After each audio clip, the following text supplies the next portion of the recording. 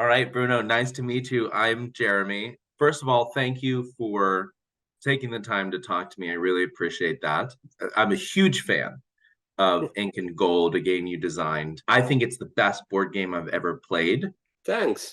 I'm in a class right now called Simulation, and in Simulation, we're asked to take something complex and simulate it and sort of ask questions about how do you understand it? How can you optimize it? How can you sort of like play with different variables and get different outcomes? And so I thought Ink and Gold would be a great project to look at. Did you look at my paper? Did you get a chance Yeah, to check it yeah. out? I saw the stats and I was a bit surprised because I think my point with Incan Gold and like with all of my games was to make something which involves players' decision and which therefore should be very hard to modelize. What did you think of the strategies involved? I saw this idea about the strategy about trying to go, just one card more than every other players and so. But I think it's like in poker. The strategy is just to be unpredictable. Right, right. So How did you come up with the idea for the game? I don't remember precisely. I think I had played a game which was in the same style, which was it was something about balloons, which was trying to do the same thing, but in my mind it was not working very well. Hmm. Uh, I felt that it was missing something. There was another about jumping in a pool, a German game from the 80s or 90s.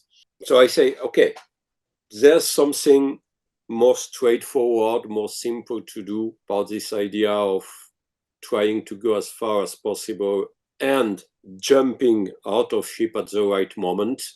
But honestly, it was so long ago that I don't really remember. No, I made it with Alan Moon. I even don't remember what were his ideas and what were mine in this. Yeah, you co-designed this with Alan. Yeah.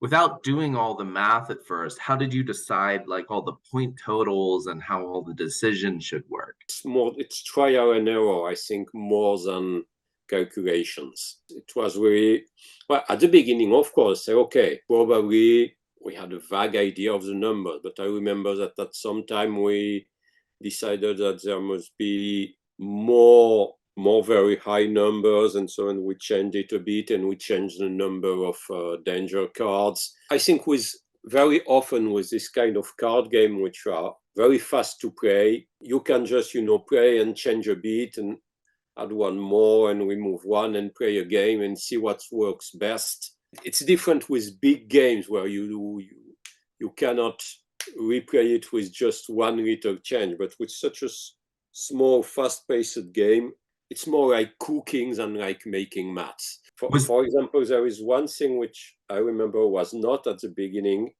It was a further addition to the game, and I think it's one of the things which makes the game really great. Is this that we let the remainder of the division on the card. In the first version, it was just thrown away.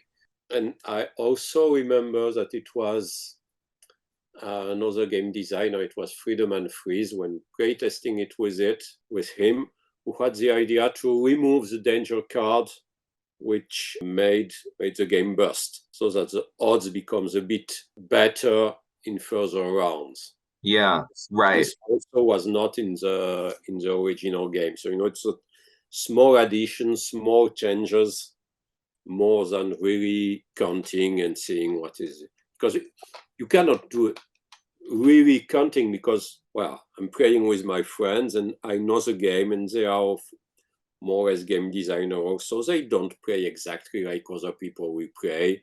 It's a game where there is strong group dynamic also.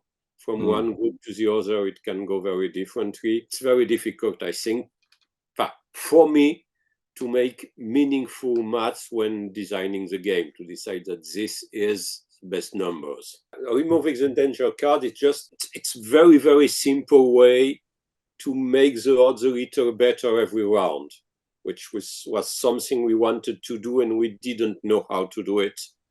So Right. it was a very, very simple way for this. So my favorite strategy every time I play this is to try to stay in the temple longer than everyone else Mhm. because If you win, you can win a lot. if you win big. And actually, so I modeled that strategy and it only wins like 5% of the time or something. But when it wins better than any other strategy. It has the highest average amount of points when it does win. So, Yeah. go figure. That's the only way to do it. What sort of games interest you, or do you like what got you into game design in the first place? Well, just that I like games.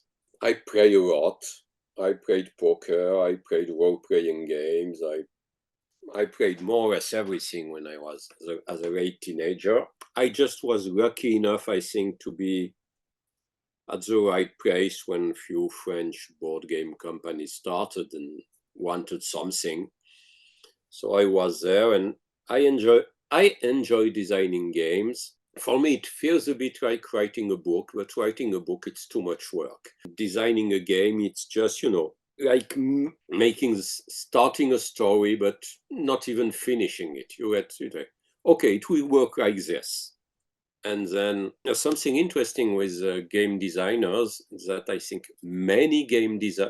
there are very few game designers who are pure mathematicians or scientific brains, and Mm, very few who are pure literary brains. It's mm, always people who are somewhere in the middle, a bit of everything. yeah. And I think it's also that what I enjoy in game design. For you, it's half sort of like, let's just make this fun and tell stories and build worlds, and it's half, I got to make sure the math checks out. Like it has to be at least somewhat strenuous to win.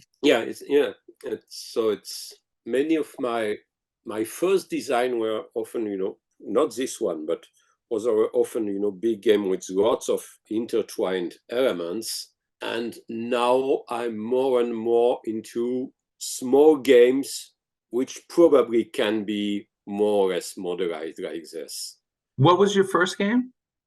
Oh, my first game was called Baston, and it was a kind of simulation of a barbed war in France, with throwing bottles of beer and all that stuff. And Okay, that's something you cool. cannot publish nowadays, certainly not. Uh, but it was in the 80s, so it was really long ago. What's your favorite game that you've worked on? I'm trying to think of games which can make probably a mathematical analysis. It's a Wakatanka, but it's out of print now. And one which just got out, I think there will be a US edition soon, which is Way to Look. It's by a Japanese publisher. It's a bit of a bluffing game, but it's a game you can make, probably calculate odds and make the kind of things you made for Incan Gold with this one. What is it called? Way to Look. Okay. There are so many. I think I made about 100 games. You're listed at 122 And right now. usually my favorite one is the last one. It's the one I'm working on. What's been your biggest hit? Citadels. Citadels. Oh, yeah. Yeah, Citadels for sure, and probably Masquerade and Incan Gold. In the past, you wanted your games to be big and complicated and have a lot of moving parts, but now It's not that I wanted it, but I think it was easier. It was both. It was easier for me to do that kind of games. It took more time because it's big work. You add lots of stuff, but I think in order to make small, straightforward games, probably need more experience in game design to be sure to know from the beginning where you are going. It's very easy to add stuff. When you have a problem with balance and you say, okay, let's add this to go a bit in this direction, and then let's add that. And it probably needs more experience to go the other way, to go, oh, okay, let's start again and let's remove this element. So to make simpler games, that's harder. Probably, yes. Also, I didn't want to remove stuff. I was a teenager when I started. So I just wanted, add stuff and mix everything. It was not really to make money, so I was just having fun and adding everything. Someday I decided that, okay, it will also be my job. So now I had to make things in a way seriously. And seriously, it's also make things that work for everyone, which are fun from the beginning. I'm not just, playing with myself. I'm trying to go straight to the point. I think it's the reason why Incan Goats sells very well, that it's really straightforward. It's really very simple. There are very, very few elements. There's no element in the game of which you can try to wonder why it's here. Everything has its use in the game, and it can be explained very, very simply. I created a very, very sophisticated strategy that uses a ton of statistics and mathematics. And it does basically just as well as a very simple strategy. And the simple strategy is just saying, is there a remainder or an artifact there that's like more than 5 points? And if so, grab it. That works just as well as like a bunch of complicated math, like looking at a bunch of different things, because the game is so simple. That simple strategies sort of capture the essence of more complex strategies. I think that's a sign of good game design, that you can execute on a really smart strategy in a very simple way instead of needing to worry about a bunch of stuff. You can sort of like do things in a straightforward way, but it's still a lot of fun. What's next for you? What are you working on now? I'm working on 5 or 6 games at the moment.